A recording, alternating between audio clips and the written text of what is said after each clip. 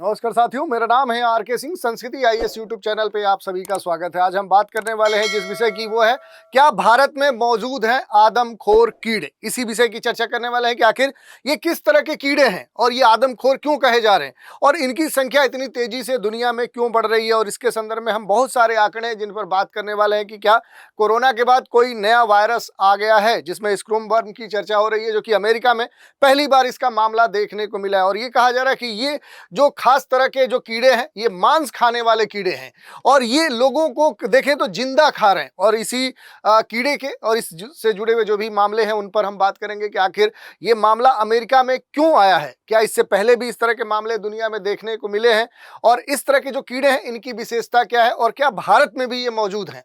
और इस तरह के जितने भी अहम पहलू हैं उन पर हम डिटेल से बात करने वाले हैं। चलिए स्टार्ट करते हैं। सबसे पहले हम बात करेंगे कि क्या भारत में भी आदमखोर कीड़े हैं। इससे जुड़ी हुई जो न्यूज है ये इस समय सर्कुलेट हो रही है और इसी के बारे में हम बात करें। अगर देखेंगे तो कई सारे जो न्यूज चैनल हैं, न्यूज़पेपर हैं, वहां पर इसके बारे में आपको न्यूज देखने को मिल सकती है। मांस खाने वाला कीड़ा, ये भयानक रोगाणु अमेरिका में देखें तो एक कहर मचाए हुए और इसी से एक तरह से देखें तो अब दुनिया के विभिन्न क्षेत्रों में इसकी चर्चा होने लगी है कि आ गया है इंसानी मांस खाने वाला कीड़ा जो शरीर में घुसकर अंडे दे देता है।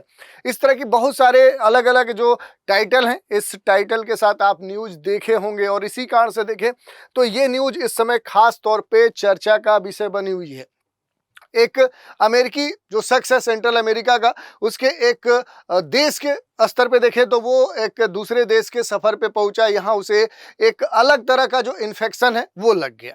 यानी बात करें कि एक अमेरिकी जो शख्स है वो सेंट्रल अमेरिका के एक देश में गया, यानी जैसे अल सल्वाडोर जैसे देश है तो वहां पर गया, वहां पर उसे एक अलग तरह का इन्फेक्शन हो गया। वापस जब मैरीलैंड वो लौटा तो लौटने के बाद देखें तो उसकी जांच हुई और जांच में ये पता चला कि मांस में पेचकस की तरह छेद बनाकर आदमखोर जो कीड़ा है उस व्यक्ति के शरीर में क्या हो चुका है, वो इंटर कर चुका है, दाखिल हो चुका है। और अमेरिका में जो स्क्रू वर्म नाम के इस कीड़े से किसी इंसान के संक्रमित होने का ये पहला मामला सामने आया है। और अभी हाल ही में 24 अगस्त को अमेरिकी स्वास्थ्य विभाग ने इसकी बाकायदा पुष्टि की है, ऑफिशियल इससे वेरीफाई कर दिया है। तो आखिरकार अगर हम बात करें कि ये जो स्क्रू वर्म है आखिर ये क्या है और इससे इंसानों में संक्रमण कैसे फैलता है, क्या भारत में भी ये मौजूद है, इनका जो संक्रमण है इसका खतरा भारत में हो सकता है, और इसी की चर्चा खास तौर पे हो रही है। तो इसी के बारे में आज हम बात करने वाले हैं। इंसानों का जो मांस खाने वाला जो आदमखोर कीड़ा है आखिर ये है क्या। तो इसके बारे में अगर हम बात करें तो ये इस समय चर्चा का विषय भी बना हुआ है और अजीब एक तरह से सुनने में भी लगता है। दुनिया में देखेंगे तो कोक्लियोमिया प्रजाति के जो 4 तरह के गहरे नीले हरे रंग की जो बड़ी मक्खियां हैं, इनमें से एक जो मक्खी है जिसे हम कोक्लियोमिया कहते हैं, होमियोवैरेक्स होती है। तो इस नाम के ही मुताबिक ये क्या है कि इंसानों के संदर्भ में अगर आप देखेंगे तो इंसानों का मांस खाने वाली आदमखोर मक्खी मानी जाती है। इसे न्यू वर्म स्क्रूम वर्म भी कहा जाता है, जो दक्षिण अमेरिका और कैरेबियन जो क्षेत्र है वहां पर देखने को मिलता है। जो कैरेबियन सागर है उसके आसपास गर्मी वाले जो इलाके हैं उस इलाके में ये बड़ी तादाद में पाए जाते हैं। हालांकि इस इलाके में देखें दुनिया के दूसरे हिस्सों में भी धीरे धीरे ये पहुंच रहे हैं और अब क्या है कि ये बड़े स्तर पे चर्चा में है क्योंकि न्यू वर्ल्ड जो स्क्रू वर्म है ये इंसानों को एक तरह से अपना शिकार बना रहे हैं, क्योंकि ये जो स्क्रू वर्म है ये गर्म खून वाले जानवर हैं, यानी कि गाय भैंस वगैरह कटे हुए जो सींग हैं या इंसानों के खुले जो घाव हैं या फिर नाक मुंह या इस तरह के जो भी नवजात बच्चे हैं उनकी नाभि के आसपास जो नाजुक हिस्से होते हैं, सेंसिटिव हिस्से होते हैं, उनसे अट्रैक्ट होते हैं। और इन जगहों पर देखें तो जो मादा स्क्रू वर्म होती है वो एक बार में 300 से भी अधिक क्या देती है, एग्स देती है, अंडे देती है और 10 से लेकर 30 दिन के अपने जीवन काल में कुल 3000 अंडे तक ये दे सकती है। तो आप समझ सकते हैं कितनी तेजी से इनका प्रसार हो रहा है। करीब 12 से 14 घंटे में देखेंगे तो इन अंडों से जो लार्वा है वो लार्वा निकलता है जिसे हम मैगॉट्स कहते हैं और लार्वा के मुंह पर नुकीली हुक टाइप का आप देख सकते हैं, यहाँ पर चित्र में आपको देखने को मिलेगा, हुक की तरह कांटे निकले होते हैं जिनके जरिए क्या करते हैं, घावों के जीवित उत्तकों को ये क्या करते हैं, धीरे धीरे खाने लगते हैं। अपने कांटों के जरिए लार्वा उत्तकों में जो स्क्रू ड्राइवर है उसी की तरह गहराई में छेद करते हैं। इसीलिए इस लार्वा से बनने वाली जो मक्खी है उसका नाम स्क्रू वर्म रखा गया है। और जब लार्वा बड़ी तादाद में घाव पर पनपते हैं तो टिश्यूज को ये क्या करते हैं, धीरे धीरे खाने लगते हैं, उसे अपना भोजन की तरह इस्तेमाल करते हैं। तो घाव जो भी होता है, जो उंड होता है, जो घाव होता है, जख्म होता है, वो और गहरा होते जाता है और इससे शरीर में जो संक्रमण है, जो इन्फेक्शन है, वो लगातार फैलते जाता है और इसे ही हम स्क्रू वर्म माइयासिस कहते हैं। तो ये बड़ा ही घातक होता है। अब इसमें एक प्रश्न बार बार लोगों के मन में आ रहा है कि आखिर जो ये एक संक्रमण है, क्या इस संक्रमण से इंसान की मौत भी हो सकती है, ये डेथ हो सकती है? तो देखिए, इस एक तरह से मक्खी की तरह से जो जीव है, इसके काटने से जो संक्रमण है, जो घाव है, जो जख्म है, उसके रास्ते दिमाग तक जो नाजुक टिश्यूज हैं उन पर शरीर के दूसरे हिस्से तक ये पहुंच जाता है। और हाँ, अगर स्क्रूमबर्माइसिस की पहचान करके इसका समय पर इलाज नहीं किया गया तो इससे मौत भी हो सकती है। यानी कह सकते हैं कि माइयासिस जो है, इसमें लार्वा घाव के गहरे गड्ढे धीरे धीरे क्या करता है, उसमें बनाते जाता है, यानी कि गहराई तक ये इंटर कर जाता है और इससे क्या होता है कि घाव गहरे गड्ढे के रूप में परिवर्तित होते हैं और इससे काफ़ी पेन भी होता है, सूजन स्वेलिंग आ जाती है, खून बहने लगता है और जो लार्वा है ये टिश्यूज को नुकसान पहुंचाते ही रहता है और समय दर समय इसकी जो मात्रा है, इसका जो प्रभाव है वो भी बढ़ते जाता है और विषैले पदार्थ यानी जो टॉक्सिक भी है वो भी ये छोड़ता है, जो ब्लड में धीरे धीरे फैल जाते हैं। तो इस तरह का जो संक्रमण है, जो इन्फेक्शन है, ये घाव के रास्ते दिमाग के नाजुक जो टिश्यूज हैं, जो उत्तक होते हैं या फिर शरीर के दूसरे जो हिस्से हैं वहां तक ये पहुंच जाते हैं और शरीर में एक तरह से सेप्सिस की स्थिति बना देते हैं, जिसके चलते अंग जो होते हैं मानव के शरीर के अलग अलग अंग हैं वो काम करना धीरे धीरे बंद कर देते हैं। और इसके कई सारे उदाहरण भी देखने को मिले। इस कारण से देखें तो ये काफी घातक माना जाता है। इसमें एक दो चीजें और हैं जो आप समझ सकते हैं। जैसे यहाँ पर हम बात करें न्यू वर्ल्ड जो स्क्रूम वर्म है, ये खास तौर पे चर्चा में है। तो ये होता क्या है, तो ये एक तरह के जो संक्रमण की बात की जाती है, जैसे संक्रमण होता है तो उसे ही NWS कहते हैं और ये तब होता है जब कोक्लियोमिया जो होमिनी वायरस है, ये इस नाम की जो मक्खी है उसके लार्वा यानी उसके जो कीड़े हैं, मक्खी के जो बच्चे हैं, किसी गर्म खून वाले जानवर के शरीर या उसके मांस में क्या हो जाता है, अंदर घुस जाता है, इंटर कर जाता है। और जिन इलाकों में इस तरह के जो जीव हैं यानी जो मक्खियां हैं ये पाई जाती है, वहां पर इंसान भी क्या हो सकता है, वो संक्रमित हो सकता है। ये संभावना है इसके संदर्भ में कि अगर इस तरह के जो भी मक्खियां हैं, ये जो मक्खियां हैं ये अगर कहीं पाई जा रही हैं तो उन इलाकों में इंसान भी क्या हो सकता है, वो इससे संक्रमित हो सकता है।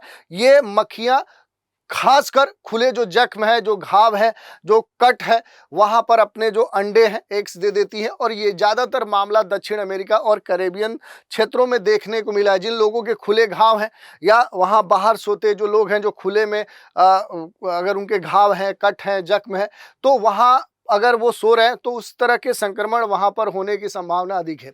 पशुओं के पास जो लोग समय अपना व्यतीत करते हैं या वैसे क्षेत्रों में रहते हैं जहां पर अधिक पशु रहते हैं तो वहां भी इसकी संभावना बढ़ जाती है। और जो लोग ऐसे क्षेत्रों में यात्रा कर रहे हैं तो उनके भी इन्फेक्शन या संक्रमित होने की संभावना है। और उन लोगों को तो ज़्यादा देखने को मिलता है कि जो एक देश से दूसरे देश में अगर जा रहे हैं जहां पर इस तरह के संक्रमण की स्थिति है तो फिर उन्हें सतर्क हो जाना चाहिए। अगर लक्षण की बात करें कि NWS का क्या लक्षण है, तो जो संक्रमण होता है वो काफ़ी दर्दनाक होता है। इसमें अगर आप देखेंगे तो जब भी इन्फेक्शन होगा, जब संक्रमण होगा तो वो काफ़ी पेन वाला होता है। अगर ये हो जाए तो खुले जो जख्म है, खुले ओपन जो आपके घाव हैं, तो उसके आसपास क्या होते हैं कि कीड़े एक तरह से दिखाई देने लगते हैं और ये कभी कभी आपके नाक, आँख, मुंह में भी पाए जा सकते हैं। तो इस तरह की बात कही जा रही है। और ख़ास बात यह है कि अगर आपने हाल ही में सेंट्रल या साउथ अमेरिका या कैरेबियन जो क्षेत्र हैं वहाँ की अगर यात्रा की है तो डॉक्टर को जाकर एक बार ज़रूर बताएं, अपना चेकअप कराएं। या ऐसे घाव, फोड़े, फुंसी हैं जो ठीक ना हो रहे हैं तो उसके संदर्भ में आप सतर्क हो जाएं। जो जख्म धीरे धीरे बिगड़ रहे हैं तो फिर आप सतर्क हो जाइए। दर्द वाले घाव हैं या फोड़े हैं और आप ऐसे क्षेत्रों में गए हैं तो आपके संक्रमित होने की संभावना है। घाव से अगर खून आ रहा है, घाव नाक, मुंह, आँख या इस तरह के अलग अलग क्षेत्रों में महसूस हो रहे हैं तो फिर आपको सतर्क होना है। यही नहीं, घाव से अगर बदबू आ रहा है तो भी स्थिति दयनीय हो सकती है। और कई बार जो बैक्टीरिया है या दूसरा जो इन्फेक्शन है वो भी हो सकता है जिससे बुखार या ठंड आपको लग सकती है। तो इस तरह के जो संक्रमण है ये काफ़ी घातक होते हैं। अब इसमें अगर हम बात करें कि कैसे लोग हैं या कौन से लोग हैं जिन्हें इस तरह के संक्रमण होने की संभावना सबसे अधिक है, तो अगर आप ऐसे इलाके में जाते हैं, जैसा कि हमने बताया साउथ अमेरिका, कैरेबियन क्षेत्र, ऐसे जो क्षेत्र जहाँ पर इस तरह की मक्खियाँ पाई जाती है, तो आपके अगर शरीर पर कोई घाव है, कोई खरोच है, कोई कीड़े काटने का इस तरह की स्थिति है, या कोई सर्जरी आपने कराया है, कोई इस तरह का निशान है, तो तब क्या होगा कि आपका ये जो इस तरह के जो भी विभिन्न क्षेत्र होंगे, आपके बॉडी के जो पार्ट्स होंगे, अगर वो खुले हैं तो उनके संक्रमण की संभावना सबसे अधिक है। इसके अलावा अगर हम बात करेंगे तो अगर आपकी जो एक इम्यूनिटी जो पावर है, अगर वो कमजोर है, तो फिर क्या है कि आपको बचने की सलाह दी जा सकती है, क्योंकि आप संक्रमित हो सकते हैं। आपको ऐसी बीमारी है जिससे खून बहना, घाव होना संभव है, तो ऐसे जगहों पर जाने से बचना चाहिए, क्योंकि अगर आप बाहर सोते हैं तो फिर आपके लिए संक्रमित होना सामान्य बात होगी। कैसे फैलता है ये संक्रमण, सबसे बड़ी बात यही है। तो इसमें सबसे महत्वपूर्ण बात है कि आपको हम बता दें कि संक्रमण ये तब शुरू होता है, इन्फेक्शन तब शुरू होता है जब मादा जो स्क्रूब्रम है, जो मक्खी है, वो किसी भी व्यक्ति का जो खुला हुआ जैसे बॉडी पार्ट्स है, वहाँ पर कोई घाव है, जख्म है, कट है, या चीरा लगा हुआ है, कोई सर्जरी हुई है, तो वहाँ के उस बॉडी पार्ट्स पे अगर वो एग्स अपने दे देती है, अंडे दे देती है, तो ये स्थिति देखने को मिलती है। और ये ज़्यादातर मामला पशुओं के संदर्भ में देखने को मिलता है। ये ज़्यादातर पशुओं को प्रभावित करते हैं, लेकिन पक्षी, इंसान भी इससे संक्रमित हो सकते हैं। मक्खियाँ खासकर ऐसे घावों की तरफ एक तरह से आकर्षित होती हैं जिनसे गंध आती है, जैसे नाक, मुंह, आँख, नवजात जो जानवर है उसकी जो नाभि है, वहाँ पर ये खास तौर पे जाने का प्रयास करती है, वहाँ पर ये एक देती हैं, वहाँ पर संक्रमण बढ़ाती हैं। यहाँ तक कि छोटे कीड़े के काटने की बात करें तो उस कीड़े के काटने के घाव भी अंडे देने के लिए पर्याप्त माना जाता है। और एक मादा जो मक्खी है, जो फीमेल मक्खी है, उस एक बार में 200 से लेकर 300 अंडे भी देती है।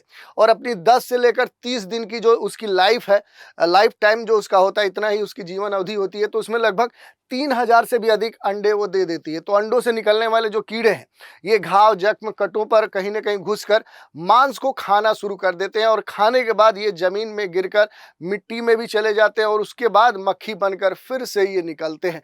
तो ये बड़ा ही घातक एक इनका विकास प्रक्रिया है।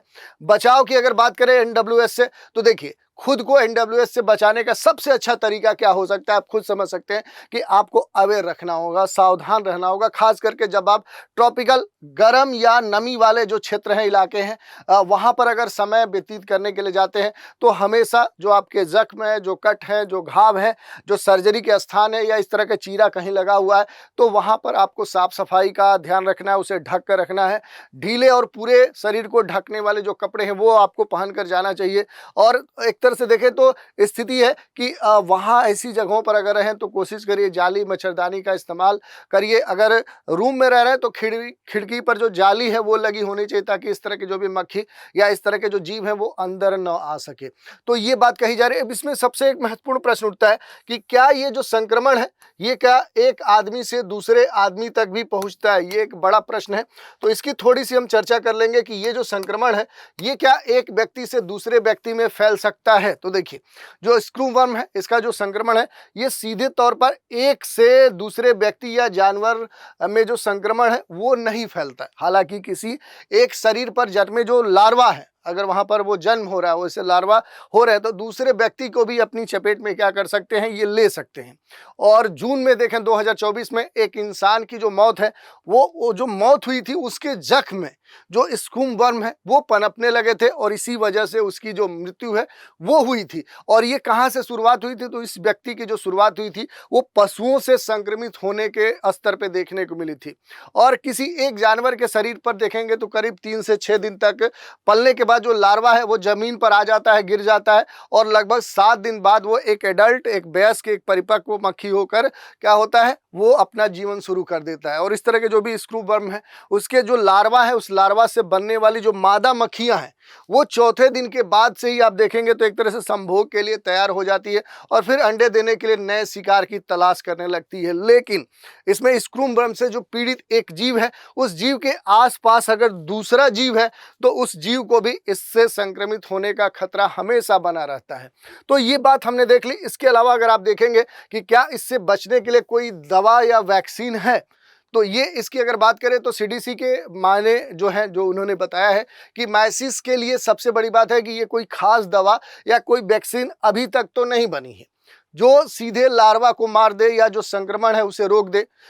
जो भी इस मामले में अगर कोई घाव हुआ है, कोई जख्म है या कोई बैक्टीरियल इन्फेक्शन हो जाए तो फिर एंटीबायोटिक्स जो दवाएं हैं, जो मेडिसिन है वो दी जा सकती है, इंजेक्शन वैक्सीन दिए जा सकते हैं। लेकिन ये जो स्क्रूम वर्म है उसके लिए सीधे कोई दवा या वैक्सीन नहीं बनाई गई, बल्कि इसके बाद जो इन्फेक्शन होता है उसके लिए दवा और मेडिसिन जो पहले से बनी है उसका इस्तेमाल किया जा सकता है। तो ये बात यहाँ पर देखने को मिली है और इसी के संदर्भ में आप देखेंगे तो CDC ने इससे बचने के लिए खास तौर पर जो भी अलग अलग गाइडलाइंस है वो दिए हैं, क्योंकि US का जो सेंटर फॉर जो डिजीज कंट्रोल एंड जो प्रिवेंशन है ये कहता है कि जख्मों का जो भी घाव है उनको आपको खास तौर पे उनका ध्यान रखना है। जो कट है या चीरा लगा है तो ऐसे जो भी घाव हैं तो उन्हें तुरंत क्या करिए, उसकी साफ सफाई करिए, उसे एक तरह से पट्टी उस पर बांध लीजिए।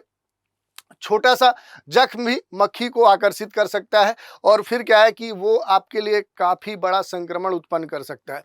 इसके अलावा ये भी कहा गया CDC के द्वारा कि जो भी कीट है, कीट से काटने से बचने के लिए क्या करिए कि नमी वाले जो इलाके हैं उसको प्राथमिकता दीजिए, यानी पूरे शरीर को ढकने वाले जो कपड़े हैं, शरीर पर जो भी इंसेक्ट रेपेलेंट है वाली ऐसी जो दवाएं हैं वो लगा सकते हैं। इसके अलावा खास तौर पे ऐसे जो कीड़े हैं जो आपकी तरफ आकर्षित ना हो, इसके लिए प्रिकॉशन आप ले सकते हैं। पशुओं के आसपास अगर आप रहते हैं तो कोशिश करिए अपने पूरे बदन पे ढके हुए कपड़े पहनिए, सावधानी बरतिए और जहाँ पर मक्खियाँ ज़्यादा हैं तो वहाँ जाने से बचिए। यही नहीं, सोते समय भी ध्यान रखना है, क्योंकि घर से बाहर अगर आप सोते हैं तो मच्छरदानी या इस तरह के किसी भी व्यवस्था का इस्तेमाल करिए। जिनके इम्यून सिस्टम जो प्रतिरक्षा शक्ति है वो कमज़ोर है तो उसका खास तौर पे वो विशेष तौर पे ध्यान दें। और अगर कोई भी आपको इस तरह का लक्षण आपके बॉडी में संक्रमण से या जख्म, घाव, दर्द, स्वेलिंग, इस तरह के जो भी घाव के गहरे तक दर्द होने की बात दिखे तो अगर शक हो तो तुरंत क्या करिए कि डॉक्टर से आप सलाह लीजिए, अपना टेस्ट करवाइए कि कहीं इस तरह के संक्रमण से आप ग्रसित तो नहीं हैं। तो ये बात अब खास तौर पे देखने को मिली है। इसके अलावा अगर आप देखेंगे तो क्या इससे पहले भी इंसानों में इसके संक्रमण के मामले सामने आए हैं, ये प्रश्न उठ रहा है। तो WHO की एक टेरेस्ट्रियल जो एनिमल हेल्थ कोड रिपोर्ट है उसकी माने तो न्यू जो वर्ल्ड स्क्रोमबोर्न है ये मूल रूप से क्या है कि अमेरिका जो कंटिनेंट है, अमेरिकी जो महाद्वीप है और जो कैरेबियन जो क्षेत्र है वहाँ पर गर्मी और नमी वाले जो इलाके हैं वहाँ से ही इनकी शुरुआत मानी जाती है। 19वीं सदी में पहली बार साउथ अमेरिका में जो जानवर हैं उन जानवरों में इसका संक्रमण देखने को मिला और फिर 1850 से लेकर 1890 यानी 1900 के शुरुआत में देखें तो फ्रांस के उपनिवेश जो फ्रेंच गुयाना है वहाँ के कैदियों में पहली बार इसका संक्रमण मिला। उसके बाद धीरे धीरे क्या है कि इसके मामले जैसे 1930 में टेक्सास में दिखे, 2016 में भारत में भी एक 4 साल की जो बच्ची थी वो भी स्क्रूम बर्न के इन्फेक्शन का उसके संदर्भ में मामला सामने आया था। तो अब ये प्रश्न उठता है कि क्या भारत में भी जो स्क्रूम वर्म है ये मौजूद है, तो ये अब खास तौर पे चर्चा में है। तो अगर हम बात करें कि जो न्यू वर्ल्ड स्क्रूम वर्म है ये जो मक्खी है अब तक भारत में तो ये नहीं मिली है, लेकिन 2016 में एक मामला, एक बच्ची के संदर्भ में संक्रमण का मामला इसका देखने को मिला था। हालांकि भारत सहित एशिया और अफ्रीका के कुछ देशों में लगभग अगर आप देखेंगे तो इसी तरह के दूसरी जो मक्खियां हैं वो पाई जाती हैं जिसे ओल्ड वर्म स्क्रूम वर्म यानी कि OWS कहते हैं। ये भी नीली हरी रंग की बड़ी मक्खी होती है जिसका वैज्ञानिक नाम क्राइसोमिया बिजियाना है और दुनिया के अलग अलग हिस्सों में पाए जाने के चलते इन दोनों मक्खियों के जो नाम है न्यू वर्ल्ड और ओल्ड वर्म से जोड़कर देखा जाता है। हालांकि इनका जो साइज है, इनका जो आकार है, इनका जो रंग है, बाकी जो फंक्शन है वो लगभग समान ही देखने को मिलते हैं। तो वो OWS जो मक्खी है एक बार में 100 से 150 अंडे देती है, जबकि जो न्यू है वो इससे कई गुना अधिक देती है। इनमें से अगर दूसरे की बात करें जो ओल्ड वाली है जो भारत के संदर्भ में है तो इनसे निकलने वाला जो लार्वा है वो भी गर्म खून वाले जो जानवर हैं जैसे कि जो भी उनके बॉडी है, जो शरीर है, जिंदा जो टिश्यूज हैं उनको खाते हैं और शरीर में धीरे धीरे इन्फेक्शन फैलाते हैं। तो अभी तक अगर हम बात करें कि जो भी OWS है ये मक्खी जो है ये घावों के अलावा शरीर के जो स्किन है उस पर भी अंडे दे सकती है और इसका जो संक्रमण है वो न्यू जो वर्ल्ड स्क्रूम वर्म है उससे ज़्यादा घातक माना जाता है। तो इस तरह की बातें हैं ये हमने देख ली भारत के संदर्भ में। अब अमेरिका में अगर देखें तो कि क्या पूरी तरह से खत्म होने के बावजूद भी क्या स्क्रूम वर्म मक्खी दोबारा कैसे पनप गई, ये एक बड़ा प्रश्न है। तो इसके संदर्भ में कह सकते हैं कि एनर्जी जो एजेंसी है यानी कि IAEA है, उसकी रिपोर्ट आई है जिसमें ये कहा गया है कि पनामा और कोस्टारिका जैसे जो कुछ देश हैं, वहाँ उन देशों में फंडिंग और संसाधनों की कमी से एक तरह से स्टेराइल जो इंसेक्ट प्रोग्राम है वो अब उस स्तर पे नहीं चल पा रहा है, कमज़ोर पड़ गया है। और इसीलिए 2023 में पनामा में ये या इस तरह के जो कीड़े हैं वो फिर से उभरने लगे। 2024 में जो मैक्सिको है, मैक्सिको में 3000 से ज़्यादा जो पशु हैं वो इसके संक्रमण के शिकार हुए। और इसी के संदर्भ में देखें तो अब धीरे धीरे जो इंसान है, जो पशु हैं, उनकी जो आवाजाही तेज हुई है, तो उस कारण से इस तरह के जो संक्रमण है उनकी जो मात्रा है वो फिर से बढ़ी है। यही नहीं, साइंटिफिक जो रिपोर्ट्स है उसकी एक जर्नल में एक स्टडी किया गया जिसमें ये बताया गया कि ग्लोबल वार्मिंग, जो वैश्विक तापन है, गर्मी नमी वाले जो मौसम है, उसमें मक्खियों के पनपने के लिए सबसे बेहतर अनुकूल जलवायु दशा उत्पन्न होती है। और इसी कारण से जो मक्खियां हैं, मक्खियों के जो अंडे हैं और उनके जो लार्वा हैं वो ज़्यादा तेजी से बढ़ने लगते हैं। और इसी वजह से अब ये जो मक्खियां ये फिर से दोबारा कहीं ना कहीं उत्पन्न हो रही हैं। और इसी कारण से अब इसके रोकथाम के लिए देखेंगे तो अमेरिका बड़े स्तर पर तैयारी कर चुका है। इसके लिए बहुत सारे प्रयास किए जा रहे हैं, कई सारे जो प्लान है वो लॉन्च किए गए हैं। लगभग 877 करोड़ रुपए खर्च कर रहा है अमेरिका, ताकि इस तरह के जो भी मक्खियां हैं इनके संदर्भ में इनका प्रबंधन कर सके, इनके जो संक्रमण है उस पर कंट्रोल कर सके। और इसके संदर्भ में जो नई स्टेराइल जो इंसेक्ट फैसिलिटी है वो अमेरिका शुरू कर रहा है। यहाँ हर हफ्ते 30 करोड़ जो बाज मक्खियां हैं वो पैदा की जाएंगी। इससे मैक्सिको में जो स्क्रूमवर्म प्रकोप है उसे रोकने में मदद मिलेगी। और इसके अलावा जो IAEA है, लैटिन अमेरिका और जो भी कैरेबियन देश है या इनके जो क्षेत्र है वहाँ पर SIT जो प्रोजेक्ट है वो चला रहा है। और देशों के जो बॉर्डर्स हैं यानी जो सीमाएं हैं वहाँ पशुओं के आयात निर्यात पर खास तौर पे सुपरविजन रख रहा है, सख्ती रख रहा है। और जो भी इसके लिए प्रिकॉशन हो सकता है उस पर बड़े स्तर पे ध्यान दिया जा रहा है, ताकि इस तरह के जो संक्रमण है उस पर कंट्रोल किया जा सके। तो इस तरह से देखें तो अब एक बड़ा जो चर्चा का विषय बना हुआ है, जिस पे हम बात करें कि भारत में क्या इस तरह के न्यू जो वर्ल्ड स्क्रूमवर्म है क्या वो मौजूद है, आदमखोर जो इस तरह के जो कीड़े हैं, जो मक्खियां हैं, क्या वो भारत में भी मौजूद हैं। और अगर हैं तो इसके लिए भारत सरकार को अब अलर्ट होना चाहिए। जैसे कि लैटिन अमेरिका या फिर कैरेबियन देश सब अलर्ट हो चुके हैं या अमेरिका अलर्ट हो चुका है, तो भारत के स्तर पे देखें तो भारत सरकार को भी इसके लिए जो भी जरूरी पहल है वो स्टार्ट कर देना चाहिए, ताकि स्थिति बद से बदतर न हो। तो आज के एपिसोड में इसी के बारे में हमने चर्चा की, इससे जुड़े हुए जो भी अहम पहलू थे उन पर भी हमने प्रकाश डाला। तो आज के एपिसोड में इतना ही। आप सभी हमारे साथ बने रहें, इसके लिए धन्यवाद।